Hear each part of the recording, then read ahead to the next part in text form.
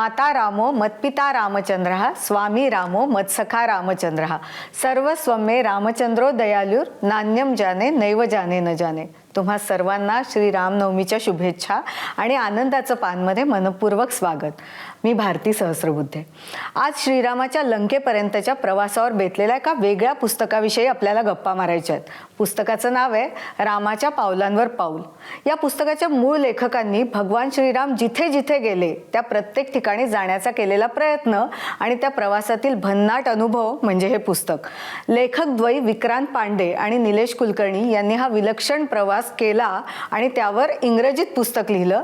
त्याचा मराठी अनुवाद केलाय सुचेता फडके यांनी। आणि त्या पुस्तकाविषयी गप्पा मारण्यासाठी, त्या पुस्तकाविषयी, त्या प्रवासाविषयी सांगण्यासाठी आपल्या बरोबर आहेत या पुस्तकाचे लेखक निलेश कुलकर्णी आणि आपल्याला मराठीत हे पुस्तक ज्यांनी दिलं त्या अनुवादक सुचिता नांदापूरकर फडके। तुम्हा दोघांचेही खूप खूप स्वागत आहे आनंदाचं पानमध्ये। खरं तर मी हे पुस्तक वाचलं तेव्हा मला सगळ्यात पहिला जो प्रश्न पडला तो निलेशजी तुम्हाला विचारते, तो म्हणजे की अशा पद्धतीचा प्रवास करावा ही कल्पना कशी सुचली आणि तो म्हणजे तो प्रवास सुरू करताना काय काय अडचणी होत्या? पहिल्यांदा कशी कल्पना सुचली ते तुम्हाला सांगतो। मी आणि माझा मित्र विक्रांत पांडे जो या पुस्तकाचा सहलेखक पण आहे, आम्ही जुने मित्र आहोत आणि वर्षातून दोनदा तरी निदान आम्ही कुठेतरी फिरायला असं एकत्र ॲज फॅमिलीज आम्ही जात असतो। तर एक 5 वर्षापूर्वी जयपूरच्या एका हॉटेलमध्ये बसले असताना सहज चित्रकूट ह्याच्यावर विषय निघाला आणि आमच्या लक्षात आलं की चित्रकूट कुठे आहे एक्झॅक्टली भारतात हे सुद्धा आम्हाला माहिती नाही।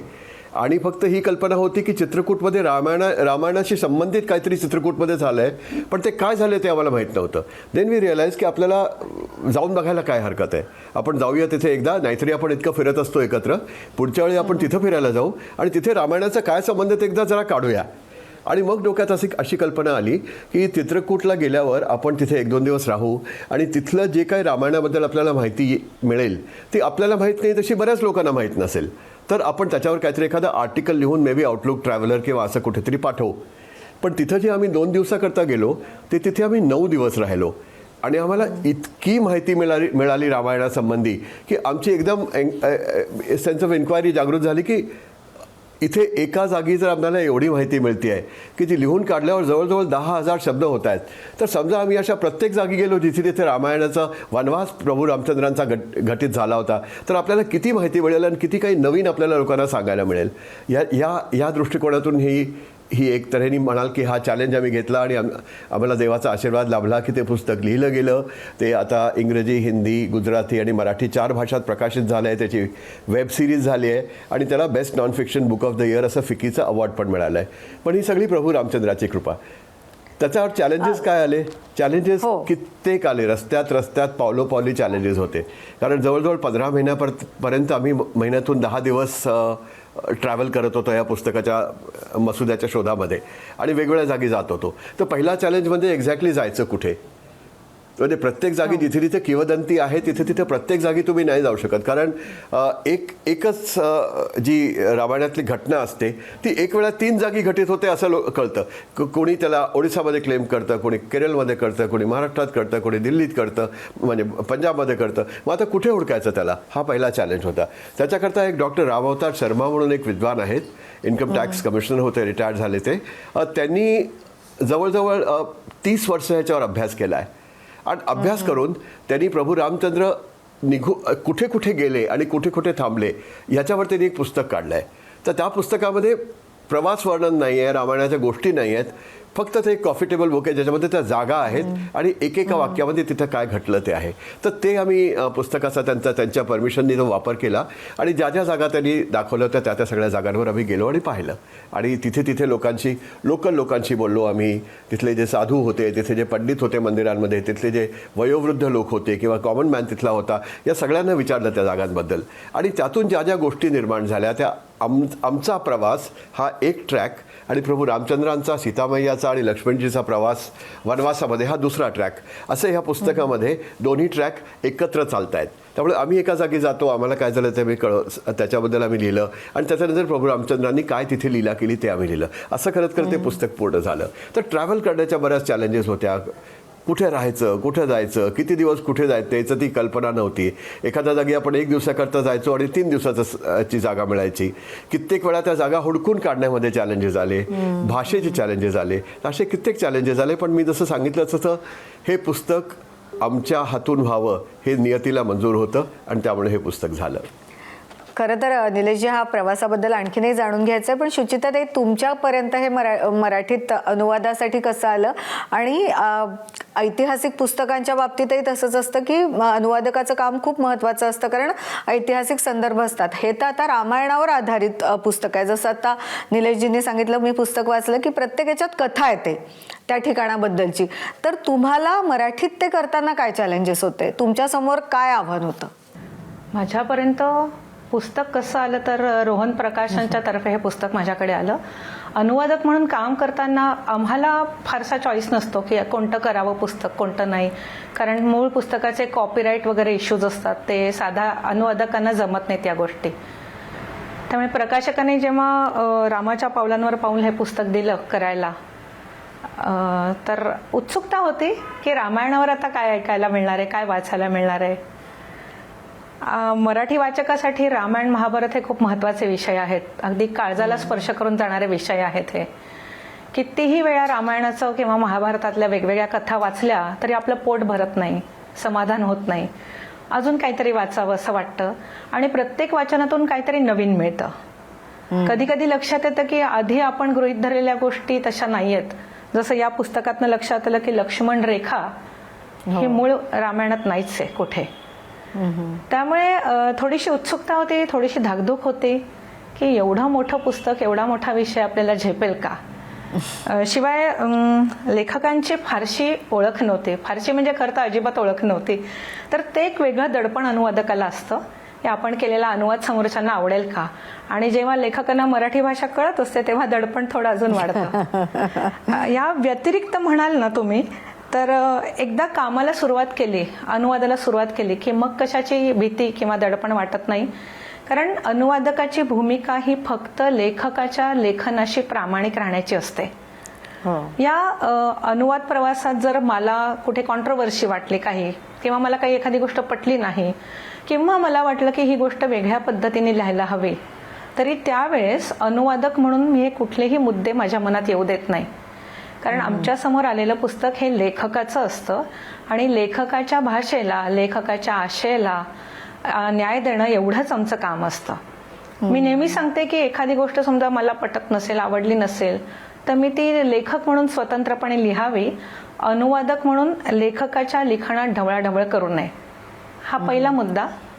याही व्यतिरिक्त कधी कधी काय होतं, लेखकाने कितीही रिसर्च केला असला तरी कुठेतरी एखाद्या वेळेस एखादा मुद्दा सुटू शकतो किंवा वेगळ्या पद्धतीने मांडलेला असू शकतो, आम्हाला समजत नाही कधी कधी. तर अशा वेळेस हे जे मूळ लेखक असतात यांच्याशी आम्हाला थेट संपर्क साधता येतो, त्यांच्याशी चर्चा करता येते, बोलता येतं, जाणून घेता येतं. रामाच्या पावलांवर पाऊल या पुस्तकात तशी अडचण आली नाही, पण जर कधी एखादा संदर्भ मूळ पुस्तकात चुकला असेल तर लेखक मोठ्या मनाने ते मान्यही करतात आणि आम्हाला त्यानुसार बदल करायला अनुमती पण देतात. हाही एक खूप चांगला अनुभव आहे. त्यामुळे मला असं वाटतं की रामाच्या पावलांवर पाऊल हे पुस्तक करताना मनात ज्या काही थोड्याफार कल्पना होत्या की आता काय मज्जा येणार आहे, तर त्या कल्पनांच्या पलीकडे मला आनंद मिळाला आहे पुस्तक करताना. शिवाय आताच निलेश सर म्हणाले त्याप्रमाणे 2 पातळ्यांवर हे पुस्तक चालतं. एक तर विक्रांत सर आणि निलेश सर यांचा प्रवास, प्रत्यक्ष प्रवास, आणि रामाचा प्रवास. त्यामुळे दोन्ही ठिकाणी थोडासा फॉन्ट वेगळा घेतला आहे. त्यामुळे लक्षात येतं की आत्ताचा काळ कोणता आणि तेव्हाचा काळ कोणता. कधी कधी अनुवाद करताना तारांबळ उडते, कारण काळानुरूप काही शब्द आपण थोडेसे बदलून वापरत असतो. पण अदरवाईज या दोन्ही लेखकांनी इतकं सुंदर आणि सहज पुस्तक लिहिलंय. मुळात पुस्तकालाच असा छान प्रवाह आहे. त्यामुळे मला तशी फार अडचण आली नाही. अडचण आली तर एकच, मी ऑडिओ करून टायपिस्टला देते तर टायपिंग करायच्या ऐवजी ते ऐकतच बसायचे सगळे. आणि खूपदा असं व्हायचं की थांबा जरा ऑडिओ आलाय का, सगळे आधी ऐकूयात. तर मला वाटतं निलेश सर आणि विक्रांत सर तुमच्या लेखनाची जादू आहे बरं का, की तुम्ही सगळ्या वाचकांना खिळवून ठेवताय. खरंच हे म्हणजे शुचिताताई तुम्ही एक खूपच वेगळा मुद्दा मांडला, ज्याचा प्रश्न मला विचारायचाच होता निलेशजींना. ती म्हणजे ही जी 2 पातळ्यांवर जाणारा पुस्तक आहे. म्हणजे मी पण प्रत्येक पुस्तक वाचताना आधी तो संदर्भ येतो रामायणातला आणि नंतर मग यांचा प्रवास, या दोघांचा. तर ते जेव्हा तुम्ही स्वतः प्रवास करत होते तेव्हा कुठे असं अडकायला झालं का? जरी तुम्ही आता सुरुवातीला सांगितलं की काही पुस्तकांचे तुम्ही संदर्भ घेतले होते, पण अरे आपण जातोय ते बरोबर आहे का, किंवा आपण जी जागा निवडतोय ती योग्य आहे का? मग अशा वेळी अडकायला झालं का, की अरे आपण आपला प्रवास थांबतोय की काय, अशा पद्धतीने वाटलं का? अशा काही अडचणी आल्या होत्या का? हो, असं कित्येक वेळा होतं. कारण एक पाहिजे त्याच्या आधी मी आता शुचिता म्हणाल्या त्याच्यावर थोडंशी एक टिप्पणी करायची. त्या म्हणाल्या की जेव्हा मूळ लेखक हा मराठी जाणणारा असतो तेव्हा मनावर थोडं दडपण येतं. म्हणून आम्ही त्यांना मुद्दामच सुरुवातीला सांगितलं नाही की आम्ही दोघेही लेखक हे महाराष्ट्रात कधीही राहिलेलो नाही आणि कधी शिकलेलो नाही, त्यामुळे त्यांना एवढं दडपण यायचं कारण नव्हतं खरं म्हणजे. पण आधी सांगितलं असतं तर कदाचित त्यातली ती मजा गेली असती. म्हणून आम्ही शेवटी त्यांना नंतर सांगितलं की आम्हाला मराठी येतं, ते फक्त बोलता येतं एवढंच. कारण आम्ही दोघेही दिल्लीच्या बाहेर म्हणजे दिल्लीमध्ये आणि बडोद्यामध्ये आणि वेगवेगळ्या जागी वाढलेलो आहोत, त्यामुळे मराठी आम्ही औपचारिकरित्या शिकलेलो नाहीये. जे आहे ते बोलण्याच्या सरावामुळे येतं, तेवढंच आम्हाला येतं. पण त्यामुळे त्यांनी जे काम केलं ते अजून चांगलं होतं. कारण एक्झॅक्टली जो फ्लेवर म्हणतात पुस्तकाचा तो त्यांनी तसा मराठीमध्ये नेऊन ठेवलेला आहे. आणि मराठी वाचल्यावर मी माझं इंग्रजी वाचतोय किंवा मी लिहितोय आणि मराठीमध्ये विचार करतोय असाच मला एक अनुभव त्यातून आला. So it was a very good effort by Shuchita and I think we must congratulate. आणि आपण एकत्र पुन्हा काम करायला पाहिजे अशी माझी खूप इच्छा आहे. बरं, तुम्ही म्हणता की चॅलेंजेसमध्ये कधी अडकल्यासारखं झालं का? होतं ना, काही वेळा होतं ना. ते असं होत होतं की हे बघा, आपण रामायण हे हजारो वर्ष जुनं आहे आणि आपल्या धर्माचं, हिंदू धर्माचं जर तुम्ही बघितलं तर कुठेही आपण by aggression or by conquest आपला धर्म वाढवला नाही. आपण आपला जो धर्म वाढवला तो लोकांना सम्मिलित करून घेऊन वाढला. त्यामुळे प्रत्येक जागी जिथे जिथे रामायणाची कथा पोहोचली तिथे तिथे हे विचारल्यावर की अरे हा राम आहे, पण हा अयोध्येचा लढला, श्रीलंकेमध्ये भेटला, कर्नाटकमध्ये हम्पीमध्ये सुग्रीवाला, आमचं काय? तर त्यावेळी कदाचित ते जे कोण ती कथा घेऊन गेले असतील ते म्हणत असेल अहो इथे पण अमकी एक गोष्ट झाली होती ना. तर अशा प्रकारे रामायणाचे विविध रूपं आली. म्हणजे 332 प्रकारचे ते लिखित रामायण आहेत आणि जवळजवळ 3000 प्रकारची मौखिक परंपरेमध्ये रामायणं आहेत सगळी म्हणून, मौखिक आणि लेखित म्हणून. तर प्रत्येक रामायणामध्ये एक एक जी गोष्ट झालेली आहे, एक जो इव्हेंट घडलेला आहे तो वेगवेगळ्या ठिकाणी दाखवला गेला आहे. त्यामुळे कित्येक वेळा हा चॅलेंज होत होता. फॉर इन्स्टन्स जटायूंचं जे बलिदान झालं ते नाशिक जवळच्या ताकेड नावाच्या ठिकाणी. पण तसंच तुम्ही पॅरलली बघितलं तर लेपाक्षी म्हणून कर्नाटकमध्ये आहे, तिथे पण लोक म्हणतात, केरळमध्ये एका जागी म्हणतात आणि एका जागी तामिळनाडूमध्ये पण म्हणतात. आता ह्यातलं आपण खरं मानायचं ते कुठलं आणि कुठली जागा आपण आपल्या पुस्तकामध्ये अधिकृतरित्या घ्यायचं?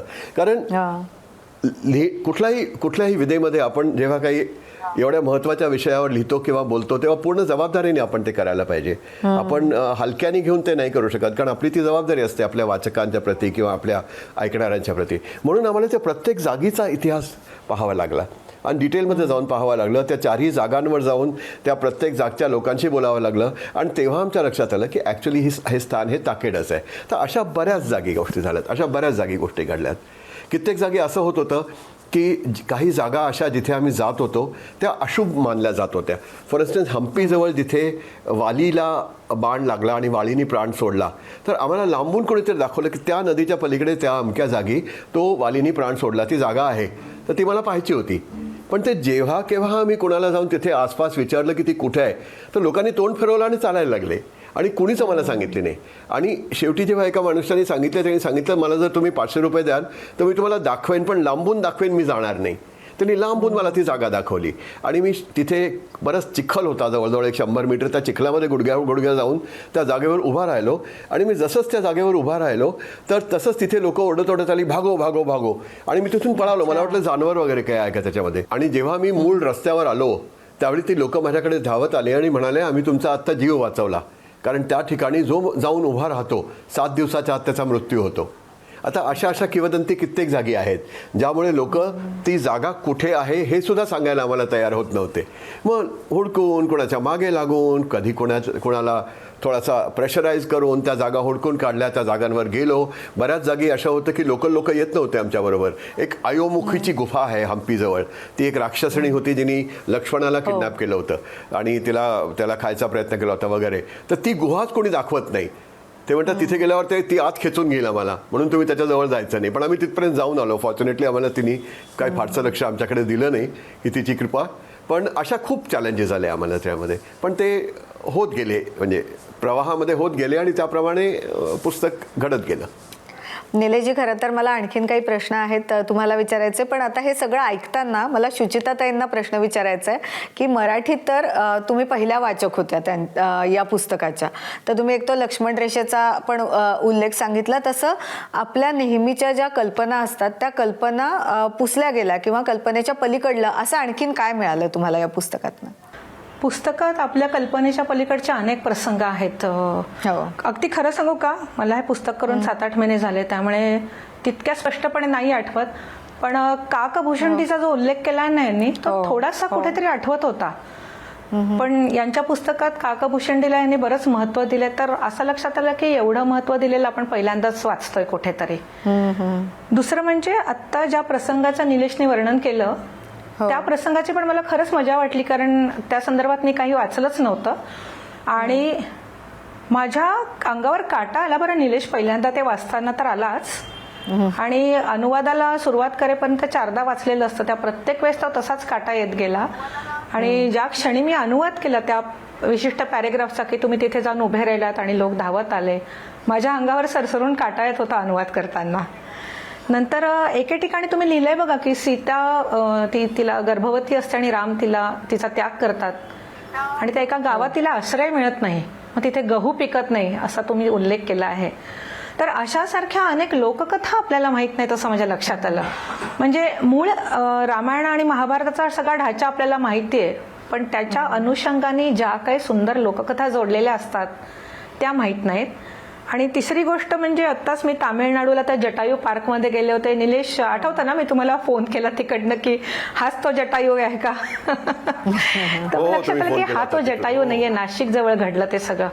प्रत्येकी ना या पानापानातून वेगवेगळी उदाहरणं समोर येत होती माझ्या, आणि मला लक्षात येत होतं की आपण जरी समजतो की आपण खूप वाचतो, आपल्याला खूप माहिती आहे, तरी लेखक म्हणून या दोघांनी जो काही रिसर्च केला आहे त्या तुलनेत अनुवादक म्हणून किंवा सामान्य वाचक म्हणून माझ्याकडे जी माहिती होती ती जेमतेम 10% आहे. आज पुस्तक अनुवादित करून 6-1 महिने झाल्यामुळे मला आता भारतीताईंनी विचारलेल्या प्रश्नामुळे लक्षात आलं की आपण परत विसरलोय सगळं. तर ना मी आज रात्री हे पुस्तक परत वाचून काढणार आहे, म्हणजे मला परत आठवेल की मला काय काय येत नाही आणि किती कमी येतं. नाही, खरं तर आता शुचिताताई या पुस्तकाची मोहिनीच अशी आहे ना की तुम्हाला परत परत वाचावं असं वाटतं. नाही, खरं तर तुम्ही आता जो उल्लेख केला ना जटायूचा, मी अगदी ठरवून आली होती हे पुस्तक वाचल्यावर की निलेशजींना हा प्रश्न तर नक्कीच विचारायचा की तो जो महाकाय जटायू आहे दक्षिणेमध्ये, मग त्या जटायूचं काय. आणि म्हणजे आता त्यांनी त्या 4 जागांचा उल्लेख केला जटायूच्या संबंधातल्या. अशा आणखीन किती गोष्टी आहेत जिथे तुम्हाला एकापेक्षा जास्त स्थळं मिळाली आणि प्रत्येक ठिकाणी जावं लागलं? मला म्हणजे त्याच्याबद्दल पण उत्सुकता आहे. लवकुशांचा जन्म झाला त्या जागा सुद्धा विविध आहेत. म्हणजे एक अमृतसरमध्ये आहे, एक कानपूर जवळ आहे, आणि दक्षिणेत सुद्धा 1-2 जागी आहे की सीतेचा त्याग केल्यावर त्या इथे येऊन सीतामय्या राहिल्या आणि इथे लवकुश जन्मले. हे जी सुचितांनी आपल्याला गोष्ट आता शुचितांनी सांगितली की एका गावामध्ये त्या गेल्या जेव्हा सीतामय्येला आश्रय मिळाला नाही आणि तिने शाप दिला की या गावात कधीच काही पिकायचं नाही, आणि ते बरेच वर्ष तिथे अन्नधान्य पिकत नव्हतं. तर ते कर्नाटकमध्ये आहे. असाच एक सिमिलर आम्ही घेतला तर बिठूर जवळ एक जागा आहे, तिथे लवकुशचा जन्म झाला असं सांगतात. आणि सिमिलरली अमृतसर जवळ पण एक आश्रम आहे तिथे सांगतात. तर अशा बऱ्याच जागा आहेत ज्याच्यामध्ये प्रत्येक गोष्ट डुप्लिकेट झालेली आहे, एका मागोमाग एक वर्ष चाललेले आहेत. बल्कि एक सगळ्यात प्रमुख त्याच्यातली जी मिस्टरी अजून आहे ती अशी की बऱ्याच विद्वानांचं म्हणणं आहे की ज्याला आपण आता श्रीलंका मानतो ही रामायणातली श्रीलंका नव्हेच, ही नव्हतीच.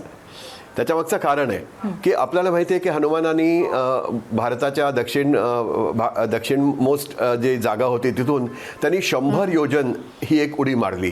आणि हनुमानच का गेला, अंगद का गेला नाही किंवा दुसरे कोणी का गेले नाही, कारण कुणालाही 100 योजन उडी मारून जाऊन आणि परत 100 योजन उडी मारून परत येणं शक्य नव्हतं. आता 1 योजन म्हणजे 8 मैल, 8 मैल म्हणजे 800 मैल म्हणजे जवळजवळ 1200 किलोमीटर. तर श्रीलंका तर भारतापासून फक्त 24 किलोमीटर आहे. तर त्यावेळी कदाचित ही लंका नसेलच, ती लंका ॲक्च्युली कुठेतरी इंडोनेशियामध्ये किंवा मॅडागास्कर मध्ये किंवा अशी कुठेतरी श्रीलंका असेल.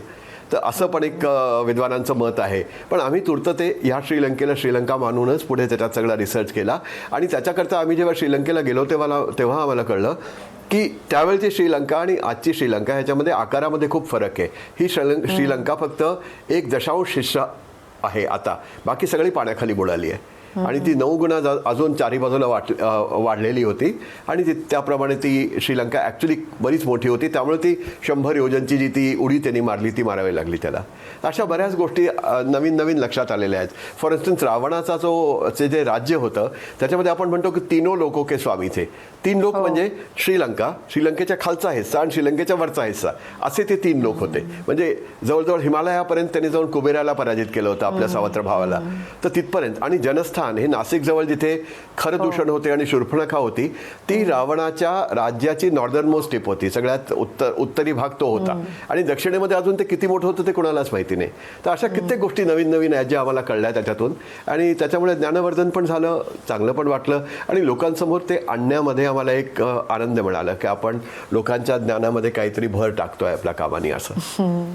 खरं तर शुचिताताई आणि निलेशजी तुमच्याशी गप्पा मारत अजूनही प्रश्न विचारता येतील, मात्र आपल्या कार्यक्रमाच्या वेळेचा प्रश्न असल्यामुळे तुम्हाला दोघांसाठी शेवटचाच प्रश्न की जसं आता शुचिताताई तुम्ही सांगितलं तसं 6 महिन्यापूर्वी हे पुस्तक मराठीत आलं, त्यापूर्वी इंग्रजी भाषेत आणि इतर भाषांमध्ये आलं असेल. तुम्हाला दोघांनाही मिळणारा रिस्पॉन्स कसा आहे? आधी तुम्ही सांगा शुचिताताई, मग आपण निलेशजींच्या यांनी शेवट करू. अनुवादक म्हणून एकदा प्रकाशकाकडे पुस्तक दिल्यावर आमची एकतर जबाबदारी संपते. त्याच्यानंतर काही महिने जातात, पुस्तक बाजारात येतं, तोवर आम्ही आमच्या दुसऱ्या कामात बुडलेलो असतो. त्यामुळे ना वैयक्तिक स्तरावर म्हणते मी माझ्याबद्दल, मला इतर अनुवादकांचं माहीत नाही, मला फारसं माहिती नसतं की पुस्तक किती खपत आहे. हे साधारण एरवीचं चित्र आहे. पण यावेळेस गंमत अशी झाली की डिसेंबरमध्ये पुण्याच्या फर्ग्युसन कॉलेजमध्ये पुस्तकांचं भव्य प्रदर्शन होतं. आणि त्यावेळेसच हे पुस्तक प्रकाशित झालं आणि याला खूप सुंदर प्रतिसाद मिळाला. तर छानच वाटलं म्हणजे आपल्या पुस्तकाला प्रतिसाद मिळतोय हे ऐकून आपल्याला. आणि एक मला वाटतं थोडंसं सांगते पुढे जायच्या आधी किंवा निलेशकडे देण्याच्या आधी. निलेश, तुम्ही जो उल्लेख केलाय श्रीलंकेचा आणि तिथल्या त्या गुहा जिथे सीतेला ठेवलं होतं आणि तिथे तुम्ही टूर काढता, तर भारतीताई आपण ठरवूयात की निलेश कुलकर्णींबरोबर आपल्याला त्या टूरला जायचंय एकदा ना. अगदी आपण डोळ्यांनी पाहिलेलं असलं सगळं की आपल्या लिखाणात अजून सुंदरता आणि सहजता येते. नाही म्हणजे मला तर कधीतरी जर म्हणजे संधी मिळाली तर हा जो प्रवास मी वाचला तो सुद्धा करायला आवडेल निलेशजींबरोबर. खूप मजा येईल, मला खूप मजा येईल. सगळ्यांना सादर आमंत्रण आहे. केव्हाही मला म्हणाला थोडंसं आधी सांगितलं आपण हा प्रवास करू शकतो. आणि निलेशजी अगदी शेवट करताना तुम्हाला मिळालेला रिस्पॉन्स. हो अगदी उत्कृष्ट प्रतिसाद मिळाला. म्हणजे एक आमचं हे पहिलं पुस्तक होतं, पण पहिलं पुस्तक असून सुद्धा त्याच्यावर एक वेब सिरीज झाली, त्या इतक्या भाषात अनुवादित झालं. आणि पूर्ण भारतामध्ये कितीतरी लागी लिटरेचर फेस्टिवल्समध्ये किंवा विविध ठिकाणी आम्हाला बोलवून त्याच्यावर बोलायला सांगितलं गेलं. आणि दरवेळी जेव्हा या गोष्टी आम्ही लोकांना सांगितल्या तेव्हा लोक ॲक्च्युली गदगद होऊन आमच्याकडे आले की तुम्ही जेव्हा सांगत होता तेव्हा आमच्या अंगावर शहारे आले होते, असं लोकांनी आम्हाला येऊन सांगितलं.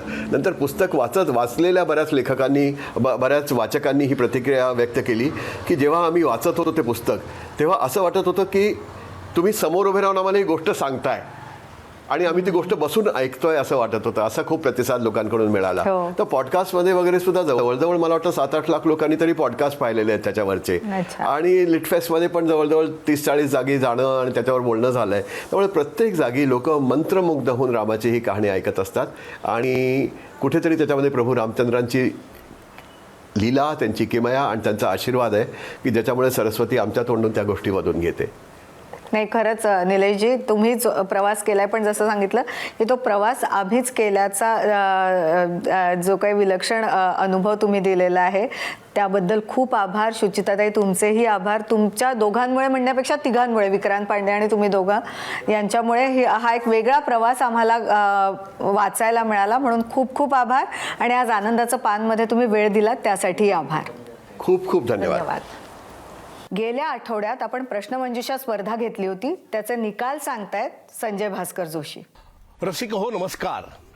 पुण्याच्या राजहंस पुस्तक पेठेतून मी संजय भास्कर जोशी पुन्हा एकदा तुमच्या भेटीला आलोय. मार्च महिन्याच्या शेवटच्या रविवारी झालेल्या आनंदाचं पानमध्ये जी प्रश्नमंजुषा दिली होती तिचा निकाल जाहीर करायला मी आलोय आज. पहिला प्रश्न होता पु ल देशपांडे यांच्या निवडक साहित्याचं ठणठणफाळ या नावाने संपादन कोणी केलं होतं? तर त्याचं उत्तर आहे, त्याचं संपादन केलं होतं जयवंत दळवी या विख्यात लेखकांनी. दुसरा प्रश्न होता या साठवण पुस्तकाचं मुखपृष्ठ आणि सजावट कोणी केली होती? तर त्याचं उत्तर आहे वसंत सरवटे. तिसरा प्रश्न होता हे पहिलं साठवण संपादन ज्या लेखकांनी केलं त्यांच्या निवडक साहित्याचं बेस्ट ऑफ या नावाने मॅजेस्टिकनी निवडक साहित्याचं प्रकाशन केलं होतं, त्याचं संपादन कोणी केलं होतं? तर त्याचं उत्तर आहे सुभाष भेंडे यांनी ते संपादन केलं होतं. आणि चौथा प्रश्न होता मिरासदारी या द.मा. मिरासदार यांच्या निवडक कथांच्या पुस्तकाचं संपादक आणि प्रस्तावना कुणी केली होती? तर त्याचं उत्तर आहे वाल कुलकर्णी हे आहे. मित्र हो, या प्रश्नांची अचूक उत्तरं देणारे 3 स्पर्धक होते, त्यांची नावं तुम्हाला सांगतो मी. पहिलं म्हणजे मनीषा रुईकर या छत्तीसगडहून आल्या, त्यानंतर विजयानंद तेंडुलकर होते आणि त्यानंतर तिसऱ्या शुभदा अभ्यंकर. या तिघांनाही राजहंस पुस्तक पेठेतर्फे 2500 रुपयाची पुस्तकं 25% सवलतीत मिळतील. त्यासाठी त्यांनी संपर्क साधायचा आहे 9822003411 या क्रमांकावरती. धन्यवाद मित्र हो. आजच्या सगळ्या विजेत्यांचं अभिनंदन आणि वाचन संस्कृती वृद्धिंगत व्हावी ही सदिच्छा आहे आणि त्यासाठी अर्थातच आपण सगळ्यांनी वाचत राहूया. धन्यवाद.